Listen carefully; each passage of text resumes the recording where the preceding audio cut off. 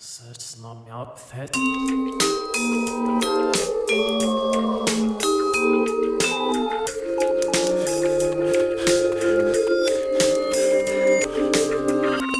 It's Death by Monsters.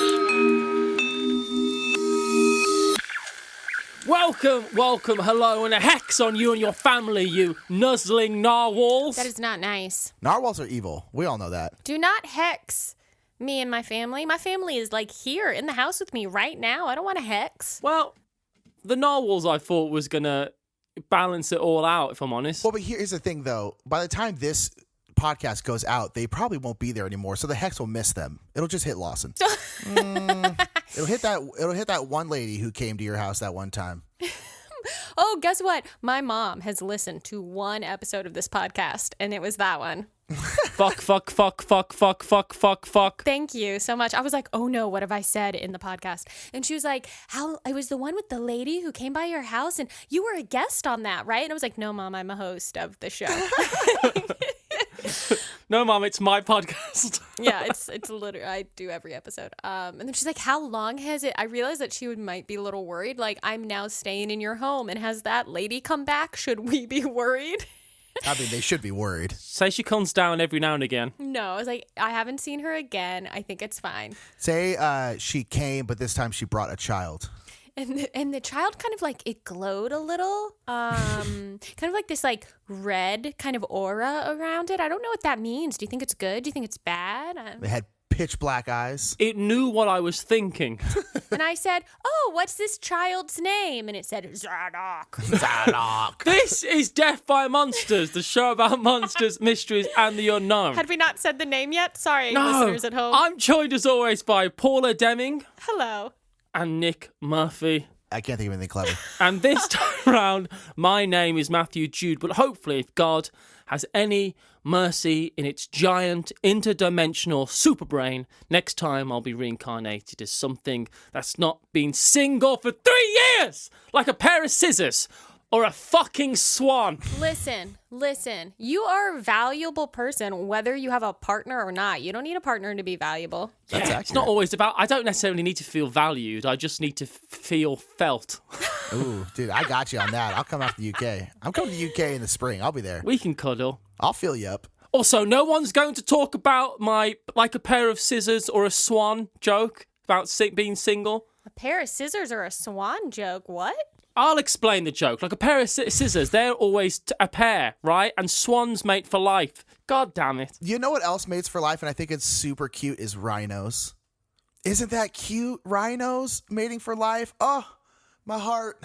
I don't know if I'd ever use the word cute and rhino in the same But sentence. that's why it's cute, because rhinos aren't cute. You know what I mean? They're like, They are. Have you ever seen a baby rhino going, meep, meep, meep, meep? baby anything is cute. But large rhinos are ornery and like mean, but they mate for life, and that's so sweet. He's like, hello, Gretchen, come on.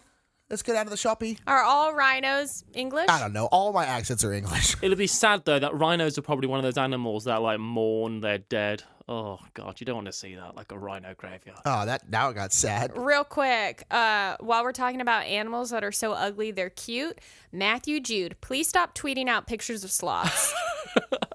I don't want to see it on my feed. I don't want to be associated with the monster that is a sloth. I've been replying to people's comments on Death by Monsters Twitter by sending gifs of sloths. As you should. Sloths are great. No, horrifying.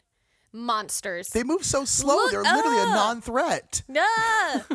Their faces they're the ugliest thing I've ever seen. They're not. They're so They're cute. so cute. You're wrong. You're all wrong. They're otters of the trees. No, otters, do not compare an otter to a sloth, okay? Oh, I Please, did. I please. just did. They're otters of the trees. Renamed. Boom. Nope, Nailed nope, it. End I of hate it. podcast. Nick leaves. Bye, everybody. What I've been doing is I've been sending Paula pictures, right? And sometimes it'll be an otter, sometimes it'll be a sloth. But you never know till you open it. It's like a nightmare. Every message from Matthew is like, it's a grenade. I don't know. Is it going to go off in happiness or in abject terror? I don't know. Yeah, that checks out. This week's show is all about past lives and those that claim they have not only lived them, but remember them. But we have to start this episode a step further back than usual and really get to grips with what a past life is, and more importantly, what the hell reincarnation is all about. Yeah. Okay. I'm going to lay down thousands of years of mystic knowledge on all of you in about 3 paragraphs. The best way, really, because is mystic knowledge actually understandable? The best way to take it in is in the simplest form possible. Yeah. Are you saying that the only way I could provide any knowledge to anyone is in the simplest form possible? I mean, that's not what I meant, but I sure you could interpret it that way, I suppose. But that is what she said. Words hurt, Paula. Reincarnation is a tricky subject. In its basic form, it simply means that once you die, maybe because you ate a bad mushroom, or maybe you were driving either too fast and too furious, or not fast and furious enough. Yep. The point is that reincarnation means different things to different people. And while I'm not going to sit here and explain reincarnation to you, as that's what mystics, sages, and scholars have been trying to do for thousands of years, or maybe just one mystic who's forced to roam the earth over and over again until they get it right, that'd be kind of fun. That's I like that. That'd be good. It's irony. The Jaina say that the Atman or Jiva or good old-fashioned soul not only exists but is eternal and passes through transmigration and rebirth and instantaneously passes into a new vessel upon being ripped hilariously from the last.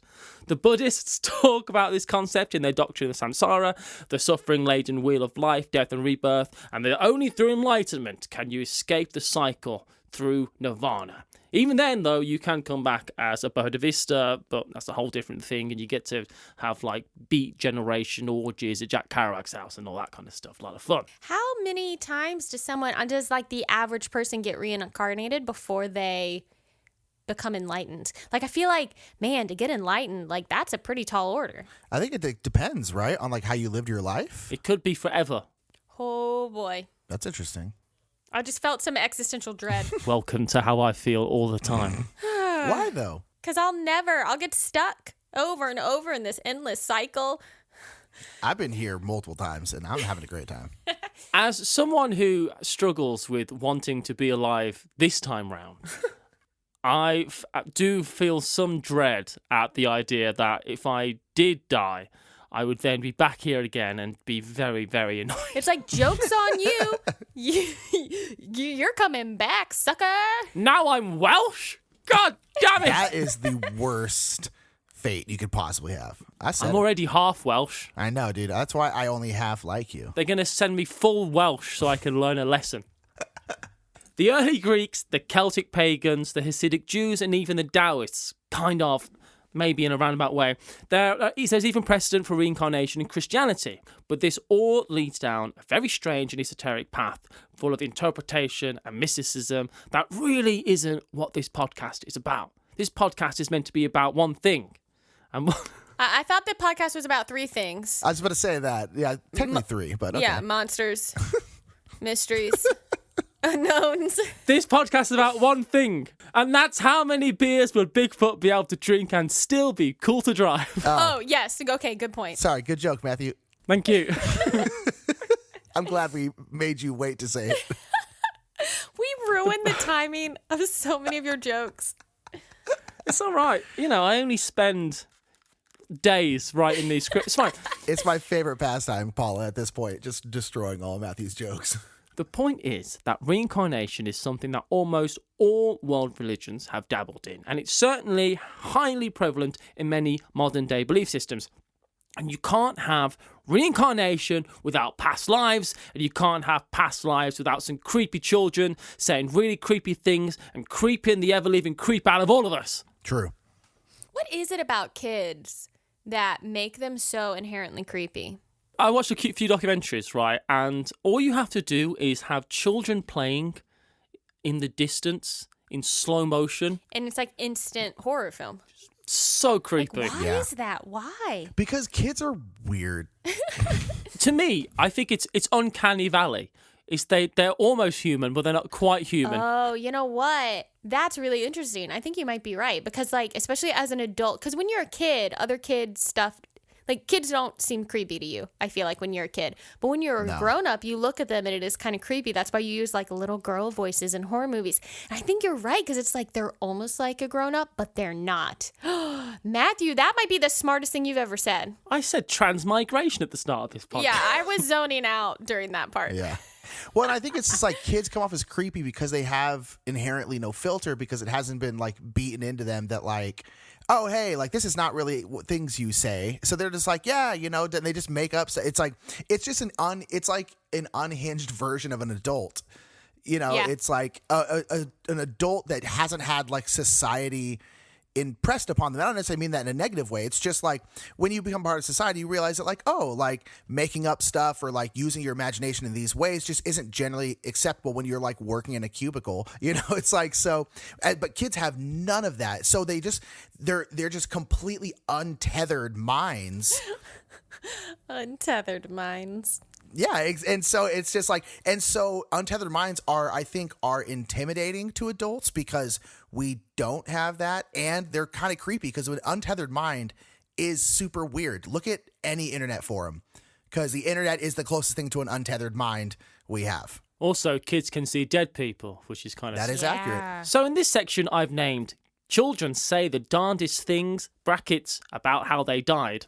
I'm going to... That's good. I like that section title. Yeah. I'm going to take you through a few of the most interesting cases for reincarnation and past lives. Yeah. Yeah, I can't wait to hear what Nick thinks about this. I'm really getting to the point where I'm like, what is Nick? I'm doing my research. I'm like, is Nick going to be on board? Because I don't ever know what you're going to be skeptical about and what you aren't. Because I'm the wild card, girl. I know. And so, like, I know what I think about all this. And I'm just like, is Nick going to be on board or not? I don't know. We're going to have to find out. Oh, I'm so excited. No, I'm not. Denver Airport is shaped like a swastika. There's no getting away from it. And You're not wrong. That proves lizards. Lizards did it. Proven. Stamped. But just solved. lizards, like normal lizards you could buy at a pet store, not like lizard people. Oh, there's so many geckos. After the accident, I was watching what was being done to me. My youngest sister cried a lot. There was a garland on my body when I was brought home. I've seen a photograph of my corpse and the garland is there in the photograph. I can't remember much after that. I was in darkness, then saw some lights. I remember coming into the direction of the light, and then I was reborn. Those are the words of Purnima, a young Sri Lankan girl from a small town called Bakamuna. Now, let me tell you, if someone told me that they'd seen their own corpse, I'd ask them one question and one question only. How much crack, cocaine, is in you? Pretty much. That's not the question I would ask, but that's fine. We're coming from some different contexts, I think. So it all begins when Purnima, at age 3, begins asking questions to her family, asking if they wanted to know where her mom and dad were from. And her mother, who she was talking to, says something along the lines of, how much crack? The mom asks her what she's talking about, thinking that she is talking about her and her husband, but then she goes on to explain that she's talking about her other family, who live in Karanea, which is 140 miles away. This started a journey for Purnima and her family, as Purnima would talk about the sweet smell she remembered from her home and wanting to take food and clothes to her mother and father in Karanea. According to Purnima, I was born a man. My real name is Jinadasa. I was called Jinasena, but they call me Jinadasa. I had a sister and younger brothers. What I did in those days was manufacture incense sticks and then distribute them to shops. We had vehicles, but mostly I went on push bike. I spent a lot of time traveling from place to place. So this is all stuff she just said, just out of nowhere. Apropos of nothing, she's coming out with this left, right, and centre. Yeah, that's weird. That's what's so interesting about these. Like, because that's like such a... Some of them are so specific, you know? Like that, Here's like... the thing. I don't know. I'm sorry I interrupted you, but I just think that kids are specific about weird things you don't expect them to be specific about. Like, I was a weird kid. Never. We're going to get into it a little bit here today. I was a weird kid, and Your mom's in the house. Get her on the podcast. I want to talk to her about it. Get her. They'll tell you. Oh my gosh, they'll tell you. I said a lot of weird stuff, and I made up a whole deal about being from somewhere else. And and would talk about it. Like, my family still makes fun of me for it. And, like, it's not because... Get your parents on. Bring them in. It's not because I had a past life. It's because I had a very active imagination, and I thought it was a silly and fun thing to say. I thought you were going to say Sicilian like you were from Sicily. No. Tell me... That was from Now, Sis. I will say that You're a Sicilian lemon farmer? I wasn't like, hey, I'm from Huntersville, 20 miles down the road. I said I was from another planet, so that's slightly more fantastical. But I still, like, had a whole backstory. Like, I had a whole, like, thing created. Like, you could, if you were a slightly more practical, imaginative child, be like, actually, I wish I was this kind of a person, so I'm going to pretend like I came from a family of farmers, or... Damn it, Paula. What? It's coming off. You said you were from another planet? Yeah. What planet? I'm embarrassed to tell you. Oh, you Just gotta tell us say now. Pluto? No, it was a Poophead. made-up planet. Oh, I need to know the name of this planet. Spaghetti Sam's planet. The planet... Shh, I'm going to tell you. The planet... Planet, shh, I'm going to tell you. Nope. The We got a planet... couple more. Hold on. Go ahead. Sorry. The planet pod. It was not very original. I guess probably came from the idea of hearing people talk about, like, pod people, probably. It's probably where I got that idea. Were you eating Tide Pods at the time? No. Are you sure? I'm positive. I was in North Carolina. I was not. I don't know what you do in North Carolina when you were kids. Tide Pods didn't exist in 1988 or whatever. Yeah, so I was from the planet Pod. You're talking about how you have such an active, great imagination. You came up with Pod? You could have come up with something cooler than Pod? And then when my little brother was born, I didn't like that they named him Alan. I wanted them to name him Michael. So I was like, oh, his name's just Michael. And my mom had to be like, stop calling him that. That's not his name. But, like, that's... Like, if another person might hear that and be like, oh, she thinks that this is a reborn. I'm like, he was reborn. His name, he's also from the planet Pod. His name is Michael. You know, like, I don't know. That's just some weird shit I made up because I needed attention. I can believe that very last bit. So this is weird, as Paranormal, who is from a middle-class Sri Lankan home, knew not only all about the manufacturing methods of making incense, a traditional working-class trade, but also the specific names of the incense that she made, and those being Ambika and Getapicha. That is weird. Which, even in a culture that widely accepts reincarnation, came as a bit of a shock to a family. As though it might be accepted that we reincarnate, but what's not so widely believed, let alone understood, is the idea that we could remember our past lives. Mm-hmm. So this mystery gets even more spooktacular. When through some I'm loving making. I've been making up words, and You people really just, have been. You're going loose, man. people have been totally letting me off with it, and I was gonna say, I don't know how you felt about the fact that you just said spooktacular. Like, That seems like a very un-Matthew thing. your reaction to it almost made it feel like you regretted it after you said it, and I don't disagree if that's how you felt. Last week I said the phrase "strange-horrific." No one even mentioned it. We're just like used to. We're just used to you. After some detective work, it's found that in Kenemiya and Gotha, there happens to be a family named the Vijasidis family. Now, not only are the Vijasidis the only family licensed to make Ambika and Getapicha incense, but one member of that family, Jinadasa, was killed in an accident 4 years before Purnima was born.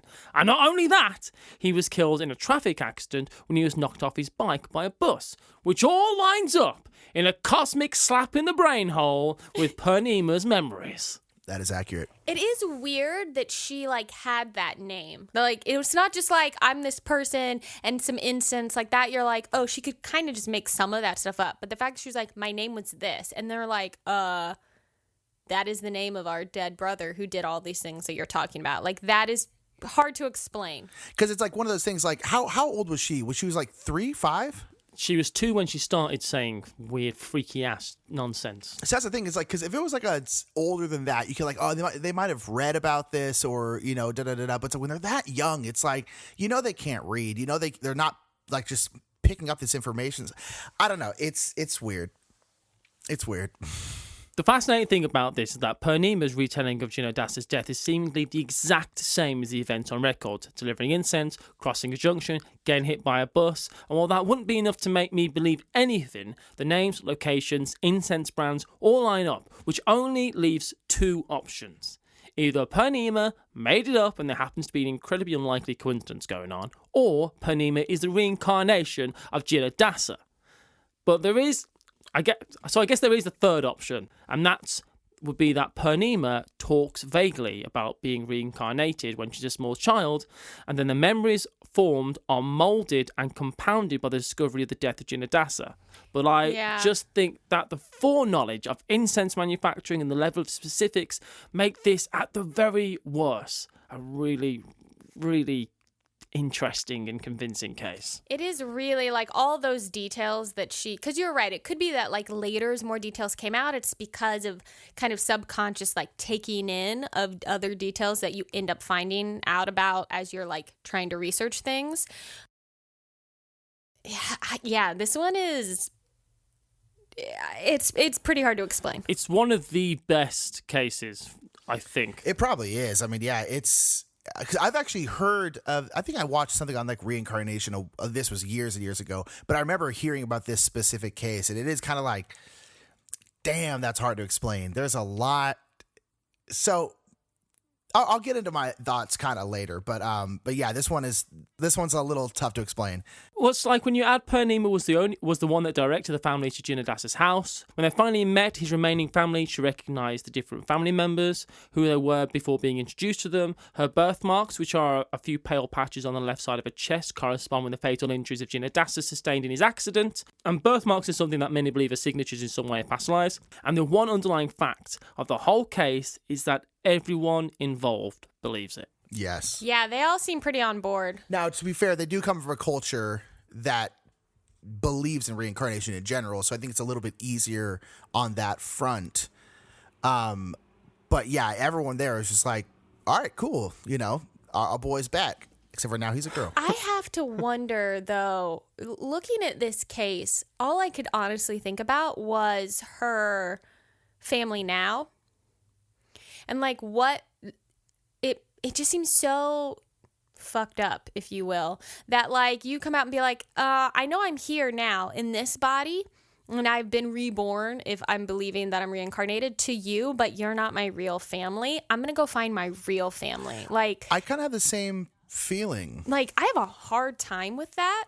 Like, to me, like if you're reincarnated, if you're just your old you in a new body, like it's one thing to be like, I have memories of past lives, but I am a new person. I'm a new life now. But to be like, I'm still that person though, even though I'm in a 6-year-old little girl's body with parents who love me, but I'm going to be like, sorry, I got to bounce because I got to go run my incense business with my wife who's 80 years old. Like it's so hard for me from like an emotional standpoint to like accept the idea of that. I do kind of agree in a sense, because I was gonna bring that up probably a little bit later, but I can't wait. I have no patience.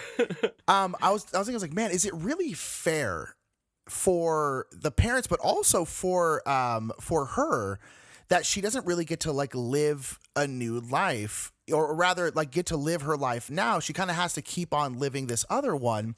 And this may be something I just don't know much about reincarnation or how it is in this particular religion or anything like that.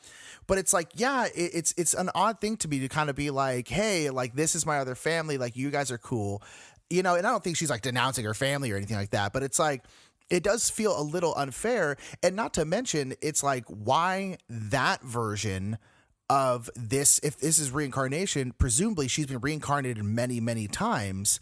Why is that one the one that gets to take precedence? Why does the one before? It's almost like a cosmic accident, though, whereas you're not meant to remember your past life. At least not with that much detail, for sure. That's a good point. The problem with past lives is there's I could have done research. We could do a past life podcast, so yeah, just do past lives. But You're not meant to remember your past lives. Yeah. And if you are meant to remember them, it's only in the realm of existence that is between lives, right? And you can do between life regression and all this kind of stuff. So it's some like mistake that's happened that you're like, I still feel like the person I used to be. Because you're meant to be learning a new lesson in some kind Yeah. of cosmic, like karmic experience almost. And I kind of see it like a bit like adoption, maybe. It did kind of make me think about that. I just need to Yeah. know who my old family are, my like real family, I suppose. But you still love your current family. Yeah. Because these kids that are having past lives aren't born with all the knowledge of a grown-ass person. No. Which is one thing I've found really difficult to understand throughout all the research, right? Is that you're saying that you're the reincarnation of someone, blah, blah, blah. They're a 50-year-old man who died in a Counter-Strike. I don't bloody know. And Dramatic. and you don't have all the you don't know how to drive though. You're still coloring in like an idiot. Yeah, that's an interesting point. It's like just because you have the memory of being someone who was older doesn't mean that you have their brain.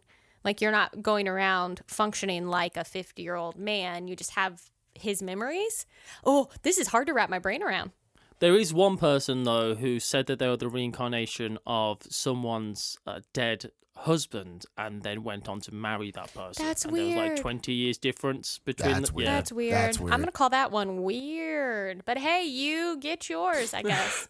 Next we have the case. Next we have. I just wasn't expecting you.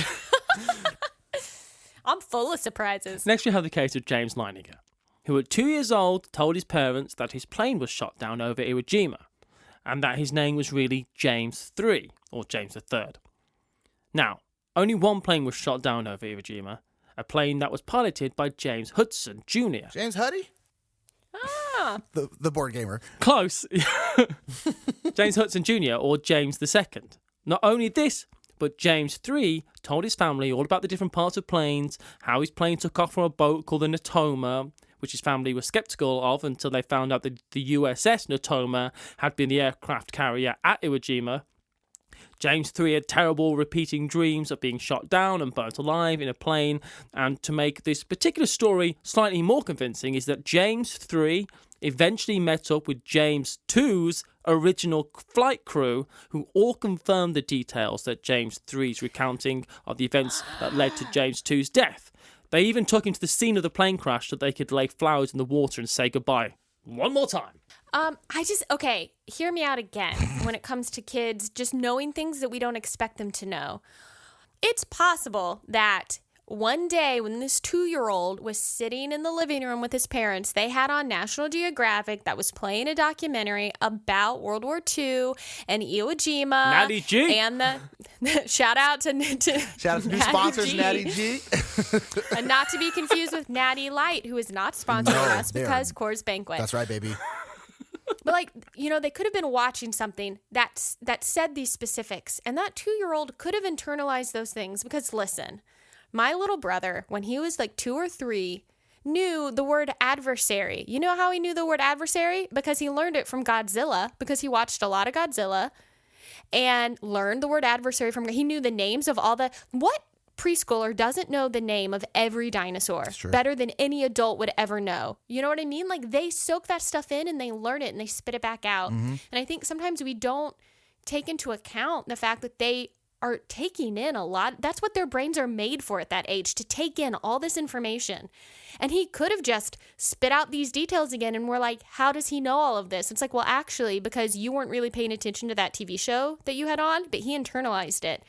And now he's having bad dreams because of the thing. Because my brother watched Jaws on TV one time, and he started drawing bloody shark attack pictures at preschool. Like, Checks out. I watched Event Horizon when I was 12, and I tell you what, I should not have watched Event Horizon. Some guy vomits up the entire crew of a spaceship while he's also screaming backwards in Latin. oh my gosh, I have not seen this movie, but that sounds horrifying. I remember it very vividly. So I don't know. This one is less convincing to me for some reason than the other one. To me, I'm like, oh, I think I see how this could have been subconsciously like manufactured in his brain. I don't know. Thoughts? I agree. That's kind of where I I guess I'll generally give my thoughts now about this because it's kind of Because I can't wait. I keep jumping in with all of them. because Paula can't wait, and I keep trying to I'm waiting to the point where Matthew gets through all his stories and jokes, and he goes, "So what do we think?" I was gonna wait for that point, but whatever. I'm sorry. Am I ruining the podcast? I could go. No, so I agree. So my thoughts on reincarnation are kind of open, I suppose, not necessarily closed, but definitely not open. The door is cracked a little bit, I guess. And the reason why is because Come in. come on in, get reincarnated into a piece of leaf. You can be a boat. You could be a boat. So I guess the best way to put it is agnostic is like my general spiritual view or religious view or whatever. And basically my whole thing is like, I just don't know. And that's kind of what Gnosticism is about, is it's just not knowing and just kind of being cool with whatever, you know? And so that's kind of how I am. It's like, I can wrap my head around there being like no God or no religion at all or no spirit, anything like that. But I can also wrap my head around being like, yeah, sure. But like my whole thing is like, we won't know till we die. So like, we won't be sure until we die. And once we're dead, there's probably not much we can do about it. So, you know, what's the point of fighting right now? That's my kind of whole viewpoint on it. So like, in terms of any religion, I'm relatively open to all of them because I'm kind of like, yeah, what, maybe. Like, you know, maybe when I die, there'll be heaven. Maybe I'll be reincarnated into a socket wrench. You know, it's like, it could be anything, but I won't know till then. So I'm generally open on most things, but I won't ever probably commit to anything, if that makes sense. So that's kind of where I am on reincarnation in general. And then with these, I think a lot of these can be boiled down to a couple different things. And that is one, osmosis, which is kind of what you were talking about, Paula, of like kids take in a lot more than we notice and a lot more than adults do. And then two, like cold reading people, and then three, like vivid imaginations. I think, and on top of that, just a general. Are you saying kids are all fake psychics? Is that what you're saying right now? I think kids say stuff because they're just kids and they have wild imaginations and they say stuff. But when they get reactions or when they get some kind of thing, they start doubling down on stuff and getting more and more specific. I think they start vague, like astrology does, and kind of go like, ooh, that can apply to me. But like a lot of astrology can apply to anyone. That's why it works, is because people are like, ooh, this is specifically about me. And so I think they kind of start like weird and vague, and they kind of start honing in as they're getting reactions out of people, kind of like fake psychics do, where they kind of cold read people into getting more and more specific. And so I think a lot of kids... Yeah, Nick, but he bent the spoon. No, totally, right? So that's my general guess, is there's a lot of osmosis. They get some weird specifics, and then they let their imaginations run with it, and then they cold read to get more and more specific just because they're having fun and they're kids and stuff like that. And so that's my general... Now, the girl in like Sri Lanka, that one is more specific. That one's tough to rationalize. And it doesn't seem like she has TV where they would have seen like, hey, this guy got hit by a bus. You know, it's like, so that one's the hardest one to explain. But I think most of them could probably be explained away by those three things that I brought up. That's the most you've ever spoken on this podcast, Nick, and I appreciate you for it. That was... I'm clearly the least smart of the three of us, and so I don't talk very much. And so I mostly quip jokes and scream a lot. That is not true. That's my main goal. And I got the hair. You do have the best hair. You can't see, but it's here. Someone has to have it. It's wafting, and I like it. I have a fan on right now just to have it blowing. But that's my general view on this whole thing. Well... Sorry, I was trying to wait. I really was. Maybe the case of Chase Bowman will make you disagree. Yeah, I was going to say, you know what? You've got another chance to convince us to change our minds, because we were sort of on board with the first story, less on board with the second. We could come back over to Team Reincarnate on the third. Hit us, Chase Bowman. Well, Chase Bowman, who after a session with a hypnotherapist to try and deal with his severe phobia of loud noises... Well, that explains it. Hold on, my dog is trying to get out of the room. I need to sort that out. Hold on. Why are you doing this to me? What are you doing? You're free. This is recorded, so he's going to hear it later, but hearing Matthew talk to an animal or a child is my favorite thing. Yeah, I agree. I'm back. We left you a secret message. You'll have to listen to it back in the recording. It was sexual and violent from me. Great. Oh. After a session with a hypnotherapist to try and deal with his severe phobia of loud noises, it was revealed that he distinctly remembers being a black soldier who died in the Civil War. What makes this pretty cool is that he knew specific details about tank operations. He could describe what is tank operations. That's not right. I was like, whoa, in the Civil War. This story, you're punching holes in this story already.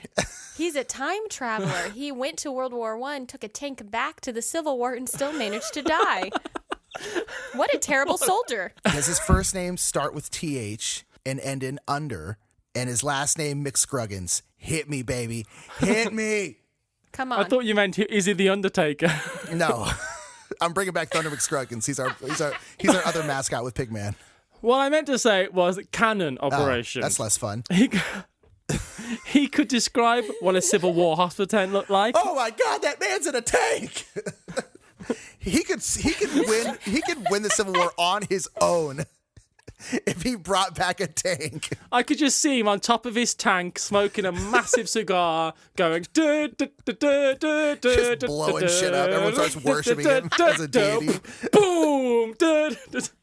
He could describe what a Civil War hospital tent looked like. He could describe what an aerial view of the battlefield where he died was like. Whoa, that's interesting because of when his spirit left his body and he got an aerial view. He took a quick snapshot, boom, on his iPhone. Now, not all soldiers who fight battles would know what an aerial view of the battlefield looked like, but Chase had the advantage of seeing parts of the battlefield from the air. That's because, exactly like Paula just said, he said he saw it after he had died. I'm not sorry. Oh, I thought he was part of the hot air balloon infantry. The airborne division. They were not very effective. They were pretty easy to shoot down, but they certainly had the element of surprise. This is the real Civil War, not steampunk Civil War, Nick. Come on. Damn it, man. You're telling me the entire hand glider division is dead? It was always tough because they had to hike to the top of mountains before they could dive bomb. They were all exhausted, Captain. They got to the ground, they're like, hold on. They couldn't even make it off. They couldn't even run and God. leap. They got a walking start, so they just plummeted immediately. It was like shooting dodos. Oh boy, I'm glad we're making light of death and war. He saw it because he died from a wound to his wrist as his soul... What a pansy. Damn, that hurts. Jeez. There are vital arteries in your wrists. Also, I'm sorry, I shouldn't use the word pansy. I shouldn't equate feminine aspects with derogatory things. Continue. His soul or spirit, or as I like to call it, life juice, rose up above the battlefield in what he describes as a huge relief as he was happy to be out of the chaos of battle. Matthew, Yeah. how long did it take you to decide what to call it in your script? And then you went, life juice. That's the joke I'm going to make. I just need to know, was that like 10 minutes of trying to decide what to call it before you settled on life juice? Here's the thing, Paula. I think since this podcast started, he's like, oh, God, I can't wait to say the word life juice. And I can't wait to get the reaction. It's been trying to shove it in every script and finally found the one. Should I bring up life juice when we're talking about the Iwo Jima? No, that's not. It's too early for life juice. I'll be honest, something that happened to me this episode, I wrote a whole paragraph when we were at the very start of the show where I was talking about Nirvana. I wrote a whole paragraph, and the paragraph was carrying on the script, but I put into that paragraph about 20 Nirvana puns. Wow, you exercised some admirable self-control, I think. I just thought no one needs me to make loads and loads. I was going to use which was fully in bloom. It was, yeah. Chase also recounts having a wife and a family who he was able to see once more after he died before going to a different plane of existence, all of which were things that Chase simply couldn't have known or understood. He was at an age where 99% of children wouldn't even know what the Civil War was, let alone the workings of different munitions and hospital facilities, all of which were later verified by Civil War researchers. That's pretty cool. That's pretty interesting. I like this one just because I think the Civil War is interesting. Yeah, that's true. The last story I'll cover, and trust me when I say that, there are thousands of these stories, all of which will make you go, what? The last story is Gus Taylor, who, since he was a small child, had fundamentally believed that he was his own grandfather. Now, normally that's either a riddle or one episode of The X-Files that got banned. But yeah, is the answer like the doctor's a woman? Is that the? Just real bad. No one ever gets it. I don't know. You see, when Gus was about 18 months old, during a routine diaper change, when he looked up at his dad... I'm sorry. He looked up at his dad and said, you know, when I was your age, I used to change your diaper. I'm just sorry. I laughed because I thought you were going to tell us how the grandpa died. And so you said routine diaper change. And I went, how did he die during a routine diaper change? But that's not where you were going with it at all. So How many have you killed this week, Kent? This is a nursing home, not your playground of death.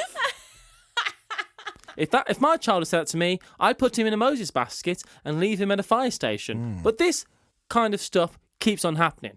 Gus, who was named after his grandfather, Gus being short for August, would insist that when people were talking... I like that.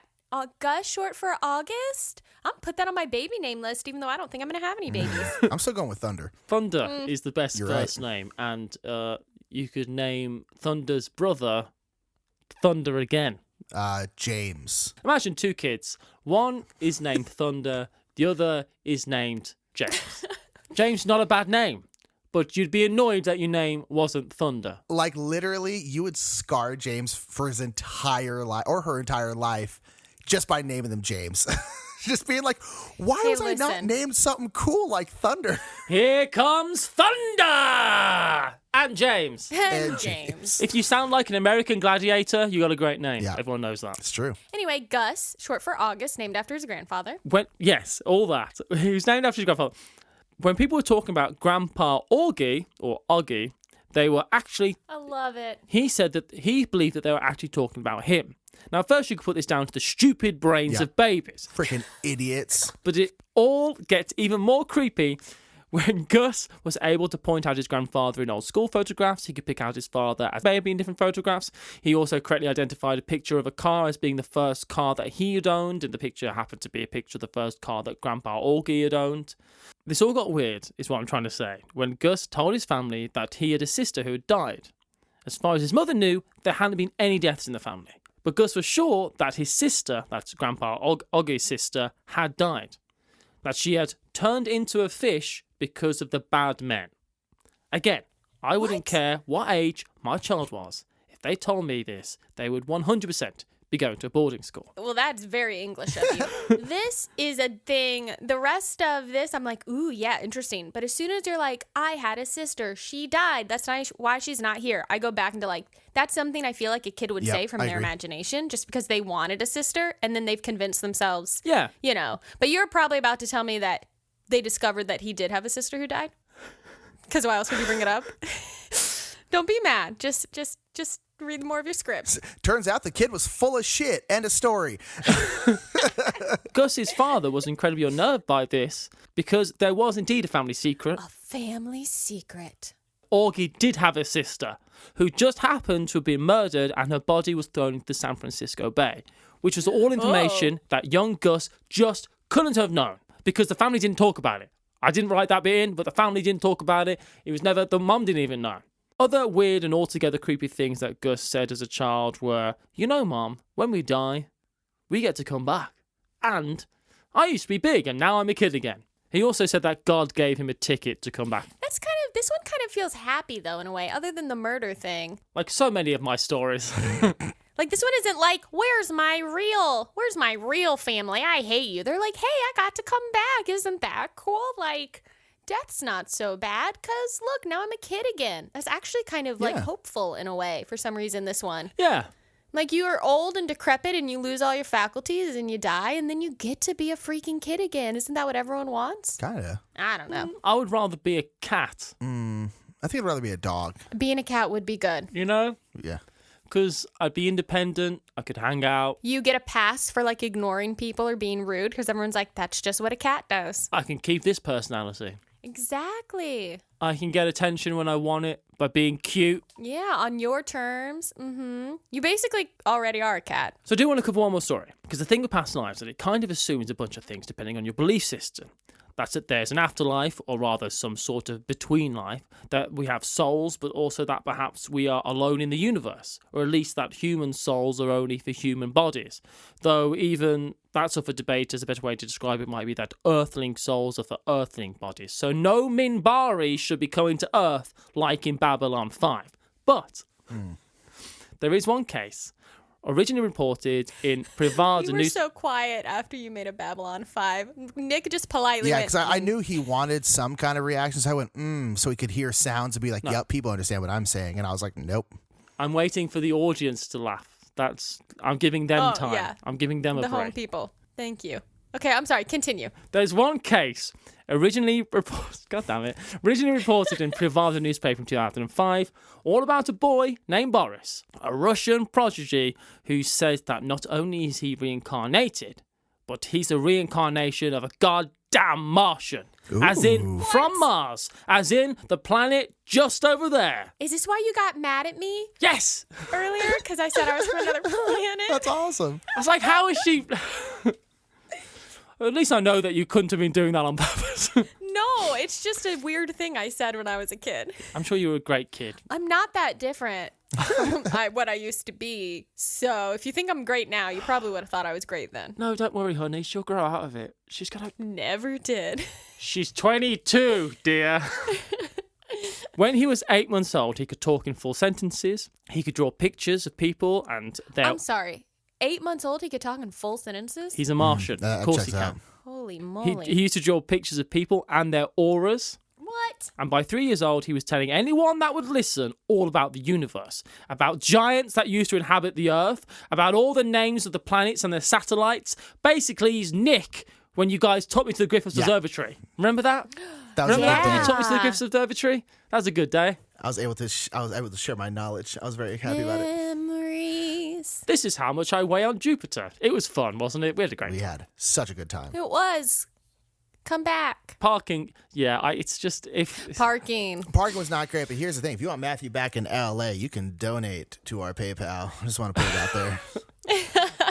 So the past lives that Boris remembers is that of being a Martian, of giant spaceships that would observe primitive life on Earth, of long waging a devastating war on Mars, and according to Boris, all life on Mars is still there, but it's moved underground because of the global catastrophe that stripped Mars of its atmosphere. If you find this interesting, you can go watch a bunch of interviews with Boris, and all I'm going to say is, if anyone is a reincarnation of an ancient 23-foot tall Martian alien, this freaky kid is. Yeah, probably. Why wouldn't he be reincarnated as a Martian, though? Well, because a lot of reincarnation, it's like, one thing, it's like, you don't necessarily have to come back as another person. And that's one thing I think that's interesting about different variations of reincarnation is like, you could come back as like a plant, or you can come back as something inanimate. But then how does that thing die? So that's what I'm confused about that one. But like, why not? Maybe we all get reincarnated, but the reason why the memories don't happen very often is because the memories are from like weird other planets, in other galaxies. And so when kids are like, and that's what our dreams are. exactly. So when kids are like, bleep, bloop, bloop, bloop, bop, bop, chop, I am, but they're just like talking. They're really talking about their memories from other galaxies. Mind blown. Boom. Nailed it. I actually have this sounds weird, but I do have a picture in my head that I've always had in my head. It's of this long, like, boardwalk street. It's all really beautifully lit up. It's evening. There's like lanterns and stuff, but it's by the water, and I just know this place exists, but I've never seen it. And I just know it exists, and I want to be there.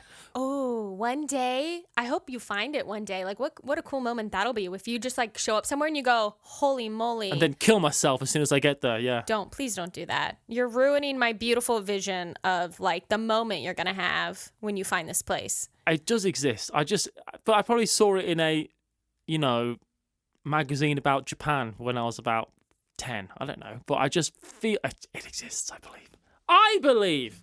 There was a study, which is the sexiest way to start any sentence. Yeah, there is. There was a study into past lives by Dr. Richard Wiseman, which is a very strong name for a professor.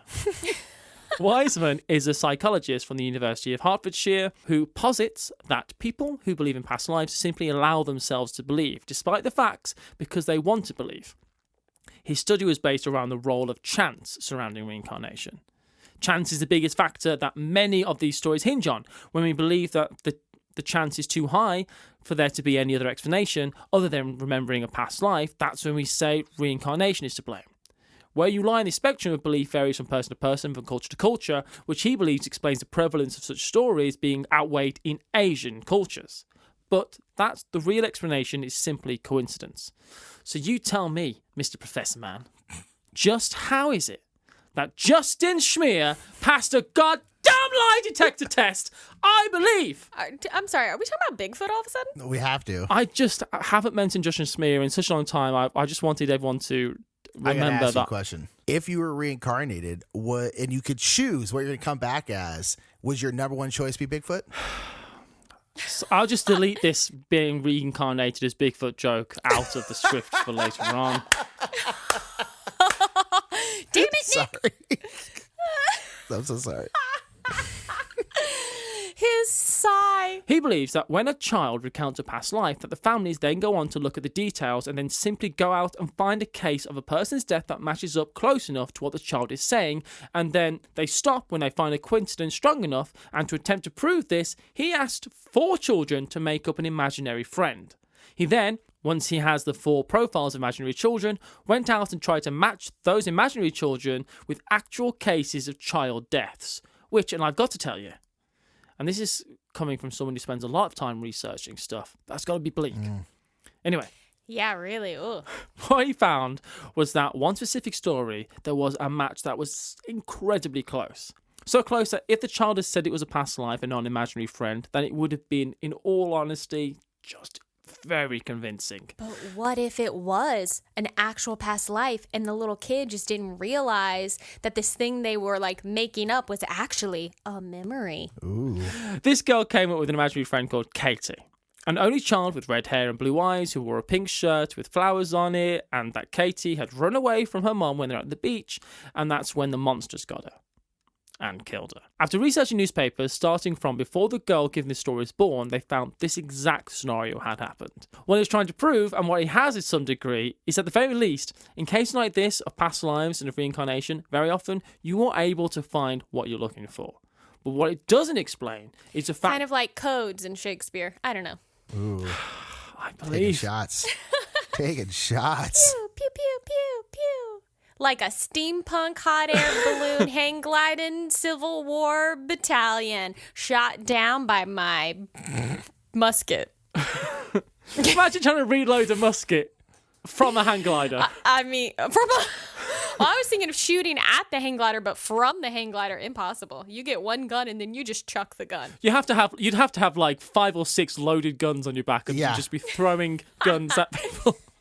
Well, they double as like almost like a melee weapon. You know, you just drop them on someone if your shot missed. He was killed with the gun, you say? Yeah, fell from 20 feet. Yeah, he wasn't shot, as many people make that mistake. No, he was bludgeoned to death. What it doesn't explain is the vast knowledge that some of these kids have on things like Civil War hospitals and how to make incense. So, as some extra research for this episode, I've been doing a little experiment of my own. Ooh. Ooh. An experiment with myself, which isn't anywhere near as sexy as it sounds, though I did have to be lying in bed to do it. I've been trying to self-hypnotize into a past life regression all week. Matthew. The vast majority of past life recounts come from children, and those are memories that seem to fade as they enter school age. Because schools are turning us into automatons. Wake up, people! Bunch of sheeple over here. I was going to say, I think Yeah. you mean sheeple. So I didn't want to say sheeple. Well, we said it for you. Now I have. we Boom. said it for you. We are on it, Paula. jinx. Yes, I love it. So me and the children of the corn who I do this podcast with, normally when the adult remembers a past life, it's through a process of meditation and hypnosis called regression. And you know where there are literally hundreds of videos of regression hypnosis? YouTube? Yeah. So I've been doing them every day for a week. Mainly, this involves all the normal trappings of hypnotic meditation, where you get comfy and you listen to someone talk at you in a painfully relaxing voice while you attempt to stay awake long enough to see if you ever made out with Cleopatra. Did you? No, nothing. Fuck all. Nothing. Goddamn nothing. So why are you even doing this? Not even the hint of a whisper of a flutter of a passing moment in time. Not so much as a fleeting memory of a war movie I saw when I was a kid. There, I can't even mistake anything for a past life. And while I don't really know what I was expecting, I was really hoping to feel or see or find something. I wanted to believe. Nothing. I'm sorry. 7 hours of my life gone. That's a lot. I'm sorry. I just wanted to see me in a cave washing a rock that I think's magic for some reason, or me smashing open a Roman centurion's head and eating his brains, or That'd be cool. That'd be cool. Oh, gosh. Why are you coming back as like a monster? me pointing in terror at a tree that I don't understand. I just wanted something. And I really tried. I'll link in the show some of the past life regression YouTube videos that I used, and you can let me know if any of them work for you. But honestly, I wouldn't hold your breath. Wait for it. Because that's how you die. Oh, sorry we couldn't guess that joke. Thank you. I even went as far as reading a good portion, not the whole thing, I'm not a hero, just a good amount, of the full certification and accredited past life regression therapy course, Advanced Hypnotherapy Techniques by Karen Wells. And admittedly, while I should have started perhaps on a course without the word advanced in the title, it still didn't help me at all with finding out anything of any of my past lives. Yeah. And I admit, obviously, one man's defeat to do something spiritual in a week for a podcast isn't an indictment against the spiritual world, but it was kind of disappointing. Me lying in bed, listening to a man talk desperately, painfully slow, well, you've got to kind of stay awake. I have trouble sleeping, but if I've got to lie in bed and then actively stay awake, you better believe I took some day naps this week. I bet, yeah. And maybe you wanted it too much, you know? Like maybe this kind of thing happens to those who aren't actively trying to make it happen. It's like looking for a relationship. The harder you look. The harder it's going to be to find one. You find it when you stop looking for it. That's bullshit, Paula. That is bullshit because I've been not It's looking for a hot while. fucking garbage, and everyone who says that is wrong. Oh, you stopped. Okay, well, as the happily married person of the group, I just might have a slightly different opinion. Oh, when you stop looking for love, love finds you. No, I don't leave the house. Love isn't going to find me unless an electrician is absolutely gorgeous. It's never going to happen for me. Anyway, whatever. But I did... I know a pretty good-looking electrician. Look, the thing is, Paula, is that I am looking for love. I'm out, I'm ready, I'm single and ready to settle. But do you love yourself first? No, I need someone to fix me as well, if That's, possible. well, okay. I did find out some things, though. Nick, Yeah, babe. I imagined you would be what's known as a dubious resistor. A dubious resistor. And Paula, I can almost guarantee you'd be a fidgeter. I am a fidgeter. Why am I the dubious resistor?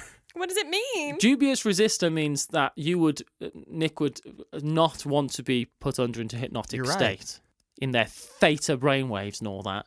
And I'm fidgeting right now. Exactly, you're a fidgeter. There's just I've seen your live stream.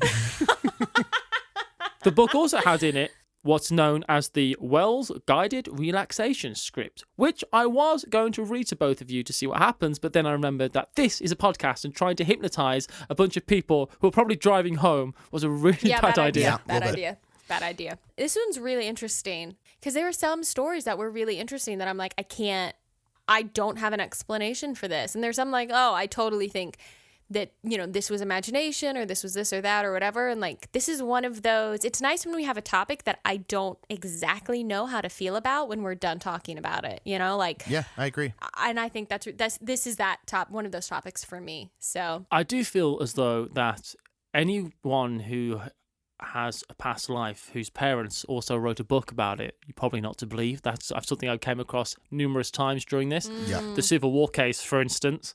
There's in some cultures where past lives are and reincarnation is more prevalent than others, it's not unheard of for people to say, hey, this wealthy family down the street, I'm your dead child. Ooh, yeah. Look after me.